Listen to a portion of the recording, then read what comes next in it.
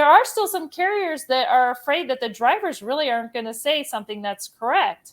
And we know that, that's where the coach comes in. You think about anything, anytime you're in a situation where there's an opportunity for a coach, that's their role. There's still an important role for an instructor, but it's kind of the positioning of it with this next gen. They want to be part of the learning experience. They want to use technology and be part of it. And if I'm afraid that if trucking doesn't change and advance as the generations advance, you're going to lose these drivers.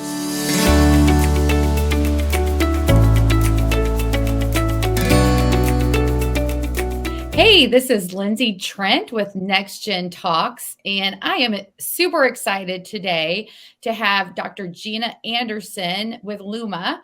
And Gina's going to talk to us about her journey into education, her journey into trucking, and what Luma is. So welcome to the show. Yeah, thank you so much for having me, Lindsey. This is really exciting for us to work and be partnered and talk with you, especially because of your engagement with the next gen. So thank you so much for having us here today. Yeah, thanks for being here. And so I would just love to hear from you. Who is Luma? What do you guys do?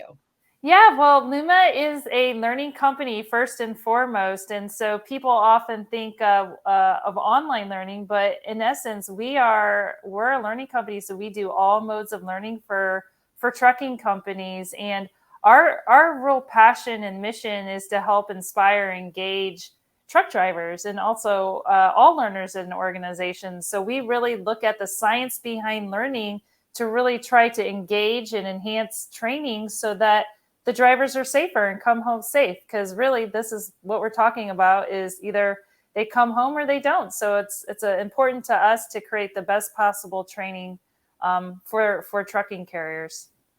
So tell me, who are you trying to train? Experienced drivers or drivers that have their CDL and that are new to the industry, or how does your program work? Yeah, so currently what we do is we engage organizations with their drivers and employees from the moment they're hired. So they could be at any stage in the learning cycle. They can be new drivers, experienced drivers, and so forth. And the idea is we work with carriers to think about what are different strategies and modes and means of learning to be able to reach all types of drivers at any stage of the learning process that they're in.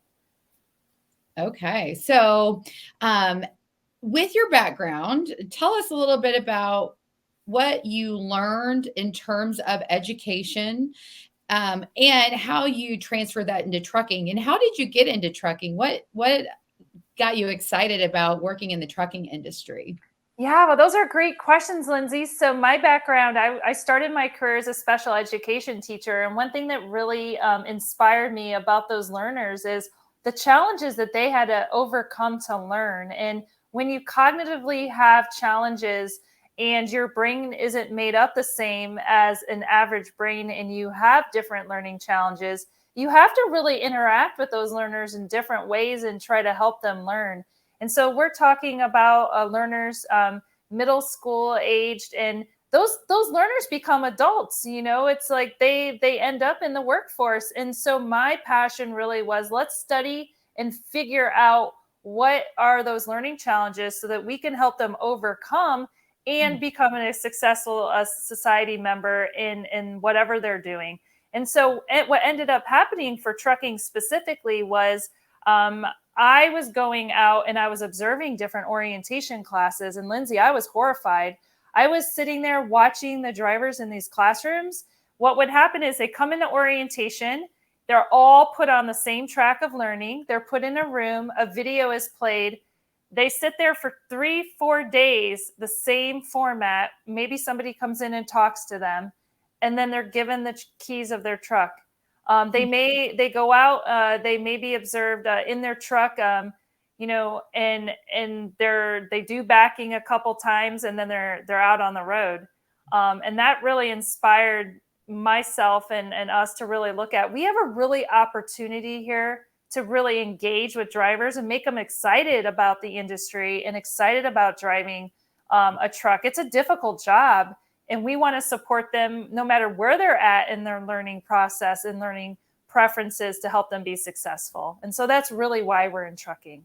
So taking that model of the orientation, and how did you make it better? Yeah, so when you look at specific orientations and what people are doing, they're going into a physical classroom and they're spending 4 or 5 hours over a period of days doing training, and it's all instructor focused. So it's instructors standing in front of the class disseminating information, right? And so we all know that the attention span is decreasing over time we've been studying it. In terms of like attention, your brain starts to wander fairly quickly, and they're doing a lot of studies on this. And so if you're in a classroom for 4 hours and you're listening, your mind starts to wander. You start to think about, what am I going to eat for dinner? What do I got to do later? I mean, there's some people watching this webinar that might be doing the same thing. You're multitasking, you're looking at your phone, but you're not truly engaged. Yeah, just so you know, I'm going to Topgolf later, so I am excited. Oh, I love that. That's awesome. Exactly. So we're already thinking 3 steps ahead. And so what do we do to keep the brain engaged? And so what happens cognitively in the psychology of learning is there's different neurons that fire during different periods of times of the learning process. And so if you think about something like that we do all the time, like brushing your teeth or walking, stuff like that is automatic because the neurons have become so ingrained that you remember that without having to recall or really think about it. And so we use this type of methodology to think about how we take different types of content and translate it to different modes of learning so that all learners can learn. So not everyone is learning at the same path at the same time in the same place, but utilize these different methods. So for example, if you're in a classroom and you have to spend 2 hours filling out forms, why not take those forms and you can put them online? And then if you need to go over those with the drivers, you can schedule time online like we are today. We could pick up any documentation and review it together and sign it. But you're really capturing the time where you're spending all this time doing it, everyone together, and making it more efficient. Secondarily, the learning process, you don't have to have an instructor disseminating information to learn. You can learn at your own pace. That information can be put in different mediums and different modes, and learners can learn at their own pace, on their own time, on their own devices. The classroom time, then, if you're going to bring them in person and do blended learning, which is a very impactful way to teach and learn, is utilizing those times for more hands-on, more personal types of learning experiences so you can connect with each other and build those relationships. It's not really about disseminating information. Interesting. So I'm going to get the information while I'm at the comforts of my own home. Maybe I go to a coffee shop to learn, and I'm learning on my phone or I'm learning on an iPad. And then when I do the learning, I do the quiz, then I come and do more of a hands-on approach in the classroom. Right, exactly. You could definitely do more hands-on. Take them out to the vehicle, show them the truck. Capture that though so they can refer to that later, because the average learner, we're talking about the average learner, not somebody who's brand new, like one of the students that might be in one of your programs. They're going to need a lot more repetition to be able to make those neurons fire automatically into the long-term memory to be able to recall that information. So the repetition of that information, you can't do it just once. So even if you're the most animated, excitable, you can jump up and down, you can really hope that somebody's going to remember it. The reality is they're just not. And so you want to give them as many tools and opportunities to get that information in different ways so that they can build that connection to the neurons to be able to recall it later at the moment that they need it. So take them at the truck, let them walk around, but then send out that information later so they can review it on their own time and own pace. Maybe they can watch a little short video, or maybe they can read about it. I was just talking to a driver yesterday who said that he struggled with dyslexia, and he really appreciated the fact that he could go back and look at the information in written text, even though he had dyslexia, so he could learn at his own pace in a simple format. He could also listen to the content if he wanted to as well. So he had the opportunity to go back and read it and then go back and listen to it, but then also connect with a safety manager when he needed it to coach him through that process. So those three methodologies for one person are employed, and it could be very effective. Right. Whereas the traditional setting is just sitting there and listening and Exactly. not having any ability to go back or to review. So that's a great way. Now, well, tell me, Gen Z, what are their learning styles? Yeah, so I would say this, in terms of learning preferences, you really can't standardize and put people in different kind of buckets of this generation learns this way, this generation learns this way. But what you can do is you can look at what their environments are like and how they're growing up to structure to influence the structure of the learning environment. So when you look at this new generation or generations prior to us, they have technology all around them. They pick up their phones, they're using Strava, they're getting automatic feedback. If you use Strava, it's a running app, and you get little badges along the way, and it tells you how Yeah. good you're doing. It really motivates me to continue to run. But the ongoing feedback, immediate feedback, is really important with the technology. If you're learning at the same way in a classroom of all the generations, they're going to be looking for their phones, tuning out, not fully engaged. So you got to think about ways, and game-based strategies are an effective way from what we're getting feedback from the drivers that really help them engage and learn. And so this isn't specific to new generations, but it's really adult learners in general. And the technology is there, and they're going to want to capitalize on it. And if they're not, then they're going to go somewhere that does. They want to go with companies that are really innovative, that want to like connect with them and build relationships.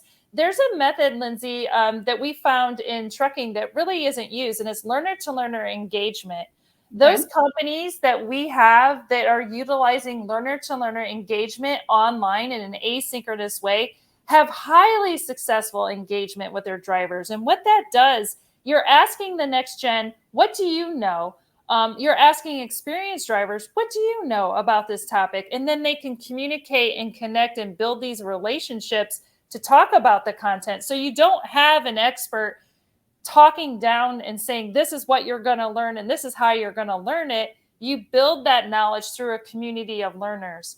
And we're successfully doing that at Luma with our carriers, a lot of carriers who are open to it. There are still some carriers that are afraid that the drivers really aren't going to say something that's correct.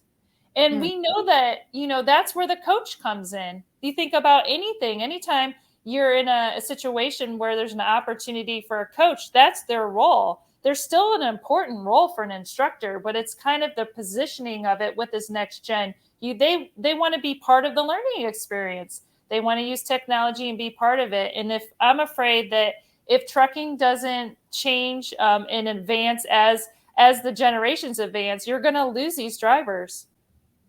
Right. And so you're finding some success in that peer to peer learning. Exactly. Peer to peer learning, you can build a learning community so that the knowledge is generated among the learners. And distracted driving is a really great month to do this. I mean, anytime is really great, but with distracted driving, you think about this idea of not texting. Everyone knows you shouldn't be texting and driving. I mean, that's something that we all know. It's not that you don't know to do it, we just don't do it. So, what we do is we look at the motivational theory of how to change behaviors with the different generations.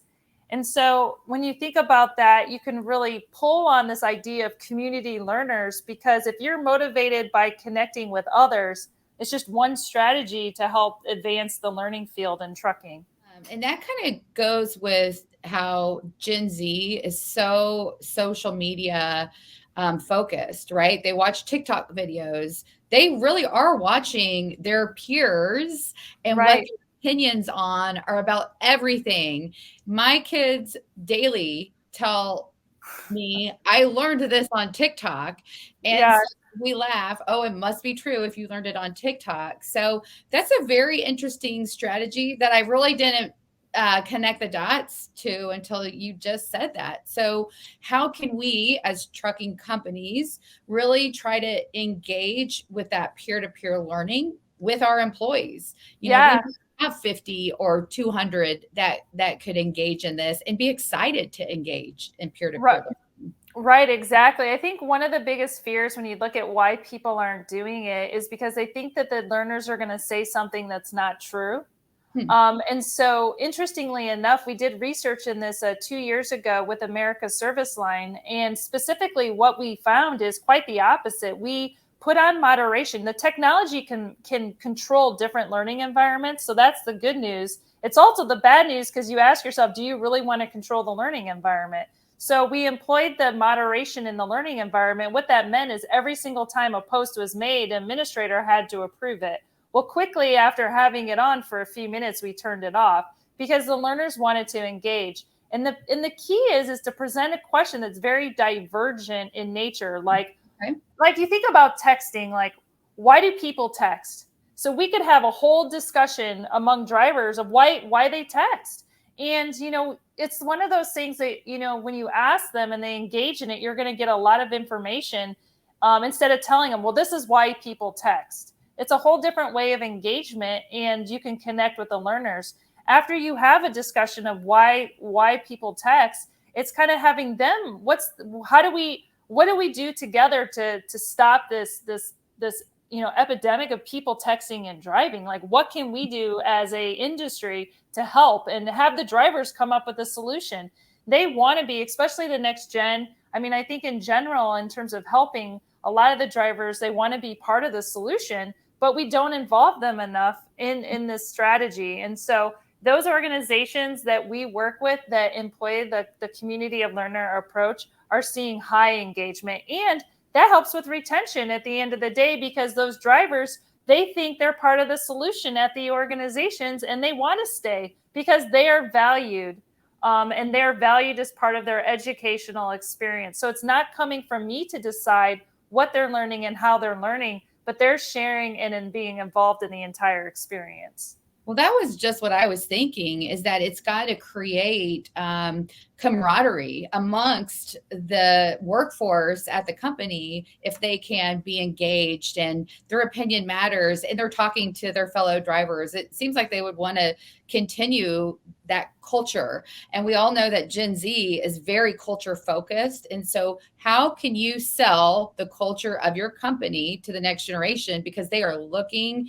at company culture. And if they see kind of a bland, old timer type culture, it's not something that they're going to want to work for. So they're going to move on to the next. Exactly. If you're going to continue to train people the way they've been trained, especially after the 2020 and the pandemic, because really everyone was in learning in a different way. And honestly, if organizations aren't really looking at other ways to reach learners, they're, like you said, they're really just going to go somewhere else because there are organizations really paying attention to these different modalities of learning.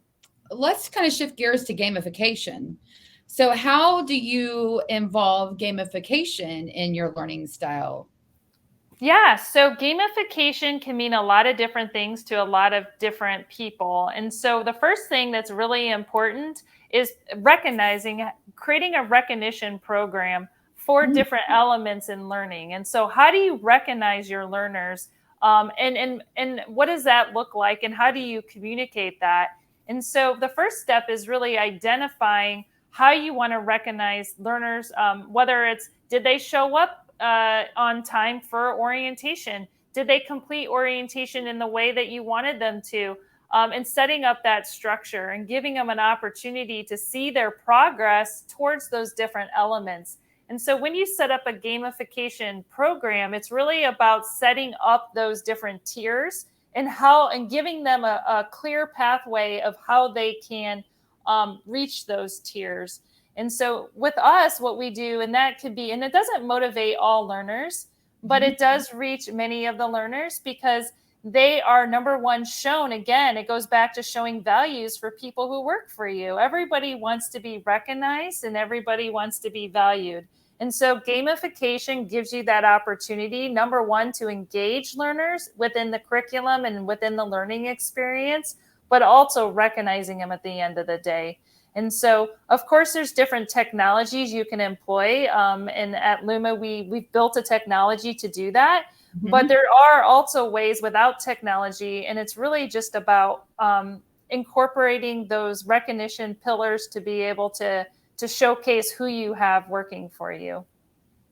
That I think I heard the term gamification over and over again over the last year, and so that just kind of helps make sense for it, because people are competitive and they want to earn, they want to be recognized, they want to get those badges. Right. That makes it fun, right? That makes it more fun. Exactly. Yep. Whether you're using digital badges or you're using leaderboards or you're using merchandise to reward, or you're simply having, there's the events, the Think a Trucker, those happen throughout the year. We're often asked to participate and provide donations for those. And it's like really calling out those drivers who excel and who you value. But thinking about ways of incorporating them into the learning experience and then recognizing them, and that really helps with engagement. So there's different ways of incorporating those elements within a learning experience, like you said, with different technologies and badges and so forth. We think about the word safety, and that means a lot of different things to a lot of different people at a trucking company. But if you say the word safety to drivers and they think, oh, I have been a driver for 30 years and I know everything there is to know about safety, how do you keep safety fresh and exciting for somebody that's new and somebody who's been a driver for 30 years? So that's an awesome question. So I have found so I'm talking about this from like a learning science perspective.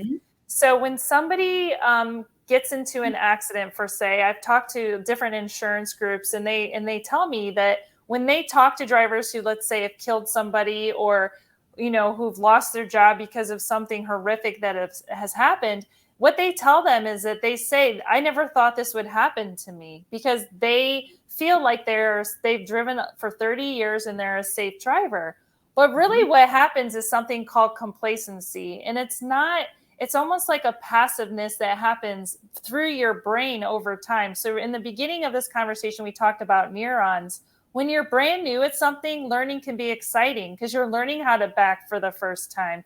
And that neuron, what happens is it triggers, and that's why you experience different elevated senses.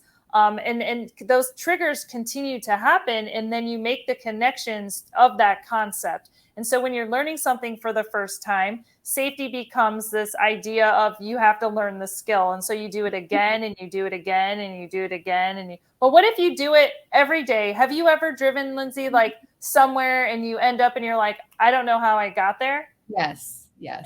Exactly. That happens a lot. And it happens when you walk. You could take a walk and you're like, I don't even know like where I was. Your mind kind of travels.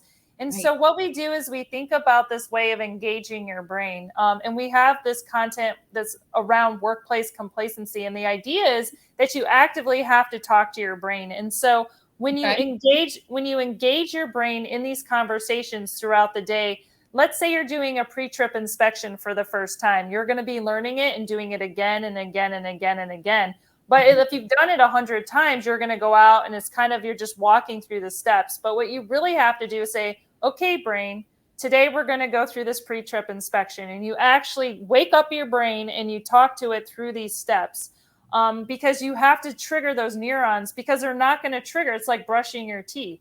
They're not going to trigger because it's automatic. So you have to wake them up. And so when we think about safety, we think about ways of helping experienced drivers not become complacent. And so there's specific trained strategies you can do with your brain so that you don't become complacent. Well, I think that could help anybody in so many areas of life. Definitely. I definitely agree. I think of all the times I see people texting and driving, and it's like, I think to myself, it's not that they know they shouldn't do it. It's really about kind of the motivation behind it and helping them. And then secondarily, getting them past this complacency that's kind of happened. Absolutely. What do you say the best suggestion for somebody who needs to go in and revamp their safety culture? What are some steps that they can take? Yeah, so I say the first thing to do is really think about the goals of what you want to communicate. So, what are the objectives and goals? And then who's going to communicate that? Is it going to be, again, is it going to be the safety manager? Or is it going to be the drivers? And really talk about what it means from the perspective of your employees, because it's really important to come from different perspectives. Maybe the president is communicating that, but then it can come from different perspectives around the organization. So it's really about involving, again, valuing your team and valuing your drivers and involving them in what safety means for your organization.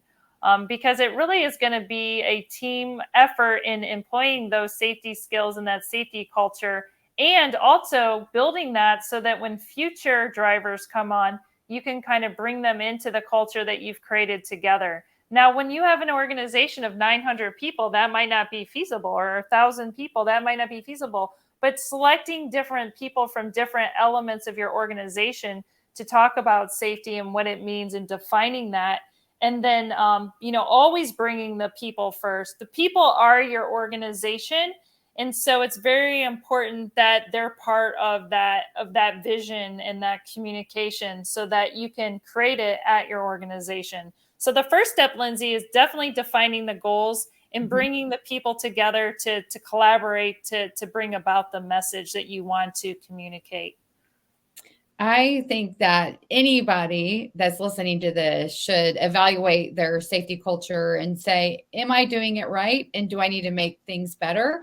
And how can I improve? So if somebody was listening to this and they said, you know what, I think I would like to just learn what Luma is about, how do they get a hold of you?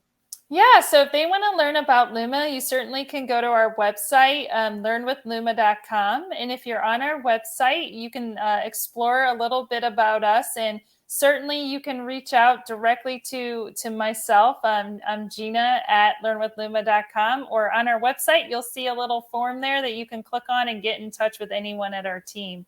But certainly we're on LinkedIn.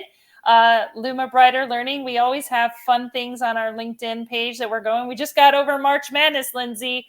We had our little March Madness pool. March was a fun month, so we always time. Yeah, and if you're watching in April, if you unscramble the letters, the Nuggets Easter eggs, we're gonna have a little scavenger hunt. You can win prizes, so we like to have fun. So check out our LinkedIn and our Facebook.